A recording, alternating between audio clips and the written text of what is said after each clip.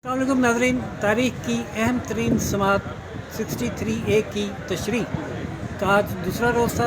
इस वक्त हमारे साथ मौजूद हैं शाह सावर एडवोकेट साहब, जो कि साबिक अटॉर्नी जनरल और साबिक जज हाई कोर्ट रह चुके हैं। पाकिस्तान पीपल्स पार्टी से भी ताल्लुक़ रहा है और अभी भी है। समात शाह साहब, आपने समात सुनी आज की? जी बिल्कुल। तो मैंने उस पर 2-3 सवाल आपसे करने। पहली तो ये कि आपको आज की समात के बाद क्या रिमार्क्स और ऑब्जर्वेशन से लग रहा है कि कोर्ट तशरीह में किस तरफ जा रही है, गवर्नमेंट साइड पे या कॉन्स्टिट्यूशन साइड पे?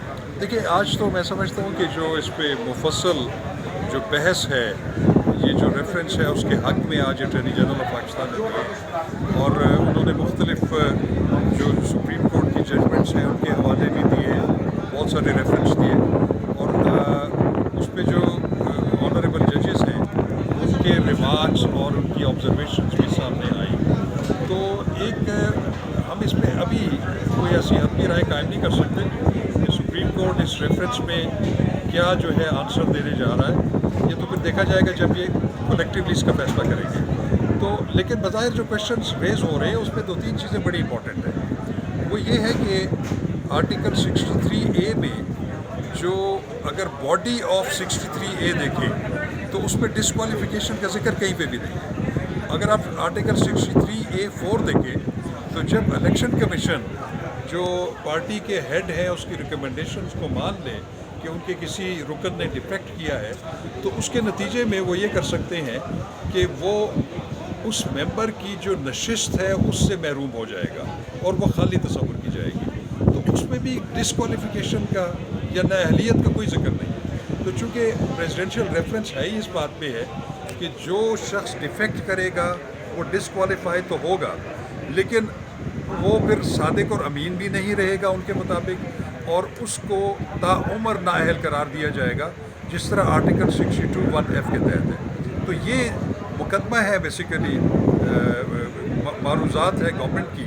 अब उसको सुप्रीम कोर्ट किस तरीके से, तो ये कहा है ना कि कॉन्स्टिट्यूशन का जो मंशा है वो वाज़ेह है कि वोट डलेगा भी और काउंट भी होगा जी, और सिर्फ सवाल अब ये है कि वो डिस्क्वालिफिकेशन और लाइफ हो गई या नहीं।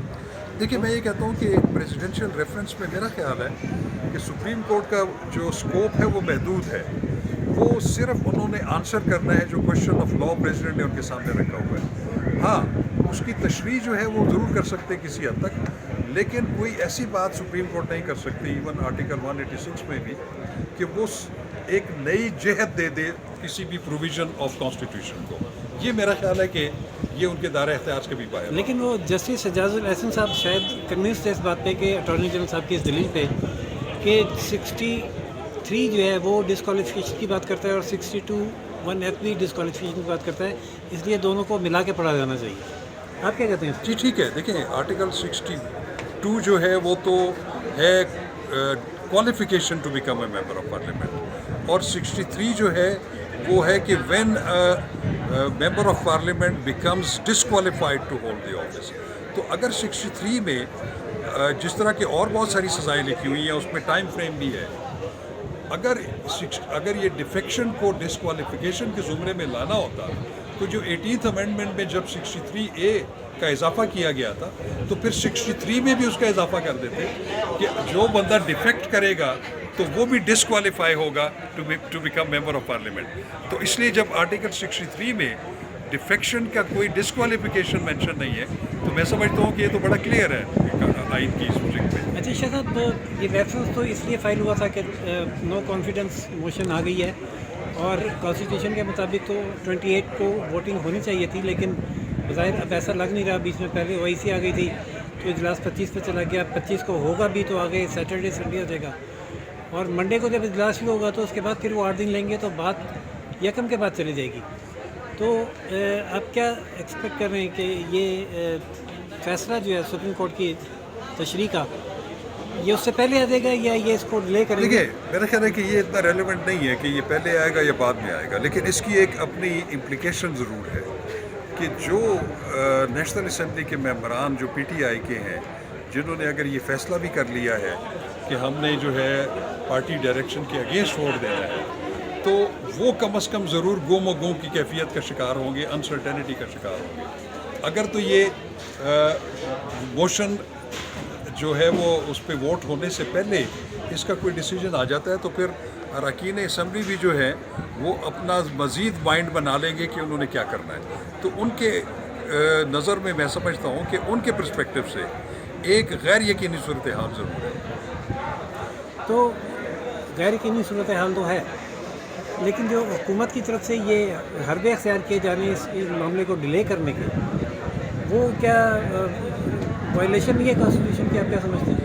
یقیناً دیکھیں اب لیکن اس میں ایک پرابلم ہے کہ آئین کے جو آرٹیکلس 95 میں تو بالکل لکھا ہوا ہے کہ وہ جو 7 دن کے اندر اندر اس میں ہونا ہے، 3 دن سے پہلے نہیں ہو سکتا اور 7 دن سے زیادہ بیونڈ نہیں جا سکتا. اگر اس میں ڈیویشن ہوتی ہے جو ان کے رولز آف بزنس ہے نیشنل اسمبلی کے، اگر اسپیکر اس کا کوئی فائدہ اٹھاتے ہیں یا ایون اس پروویژن کو ڈیویٹ بھی کرتے ہیں، تو پرابلم یہ ہے کہ سپریم کورٹ یہ جو اس کے رولز آف بزنس ہیں نیشنل اسمبلی کے، وہ پریویلیج دیتے ہیں کہ کوئی بھی رولنگ جو ہے جو اسپیکر نیشنل اسمبلی نے دی ہے اس کو کسی کورٹ آف لاء میں کویشچن نہیں کیا جا سکتا. اور یہ آئینی پروویژن بھی ہے اس میں کہ جو بزنس آف دی ہاؤس ہے اس میں کسی بھی آفیسر یا اسپیکر یا کسی بھی ممبر کے جو کنڈکٹ ہے اس کو کسی بھی کورٹ آف لاء میں چیلنج نہیں کیا. اسی لیے آپ نے سپریم کورٹ نے اس کو ٹچ بھی نہیں کیا کہ آپ نے اعتراض کب بلایا کب نہیں بلایا.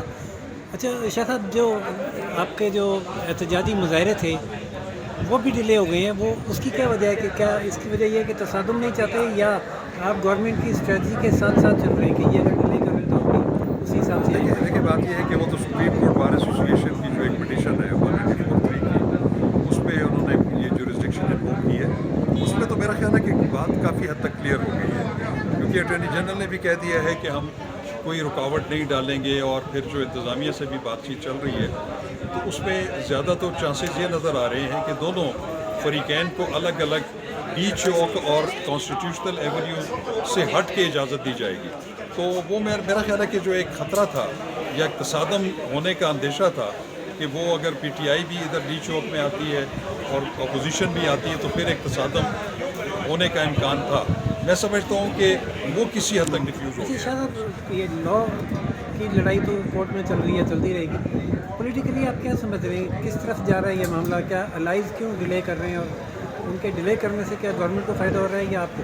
دیکھیے میرا خیال ہے الائز اینڈ تک دیکھیں گے کہ جب اجلاس ریکوزیشن ہو جائے گا وہ شاید اپنے کارڈز اس وقت اوپن کریں گے. لیکن جس طریقے سے اپوزیشن بڑی کانفیڈنٹ نظر آ رہی ہے اور ان کے بھی بیانات اور کنڈکٹ سے یہ ظاہر ہو رہا ہے کہ وہ پی ٹی آئی کی گورنمنٹ سے جو ہیں وہ دور ہیں اور ان کی کافی ریزرویشنز ہیں.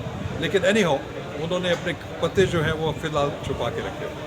تو اچھا شاہ صاحب، یہیں سے ایک سوال اور پیدا ہوتا ہے کہ اگر یہ جو پی ٹی آئی کے رکن یہ ڈسکوالیفیکیشن کے ڈر سے اپوزیشن کے ساتھ نہیں بھی جاتے تو کیا الائز کے الگ ہونے سے بھی کامیابی حاصل ہو جائے گی اپوزیشن کو؟ آف کورس ان کے عددی تعداد تو میرے خیال میں 9-10 کے اس سے ان کو میجارٹی حاصل ہے. اگر اتحادی وہ بھی تعداد میں کافی زیادہ ہیں، اگر وہ بھی اپوزیشن کے ساتھ مل جاتے ہیں تو تعداد تو ان کی پھر زیادہ بڑھ جاتی ہے. تو اب ڈپینڈ کرتا ہے کہ یہ اناؤنس کب کرتے ہیں اس پہ. جی آف کورس، ورنہ تب تک یہ گفتگو کی کیفیت رہے گی. بالکل. تو بہت شکریہ شاہ صاحب نے بڑی تفصیل کے ساتھ کیس بھی ہمیں بتایا اور اس کا پولیٹیکل سچویشن کا تجزیہ بھی کیا. ناظرین، کل تک کے لیے سماعت ملتوی ہوئی ہے، کل آپ کی خدمت میں پھر حاضر ہوں گے. تب تک کے لیے اجازت دیجیے. شاہ خبر صاحب اور راشدیپ کو روشن پاکستانیوں سے چینل لائک، سبسکرائب اور شیئر کرنا نہ بھولیے گا. اللہ حافظ.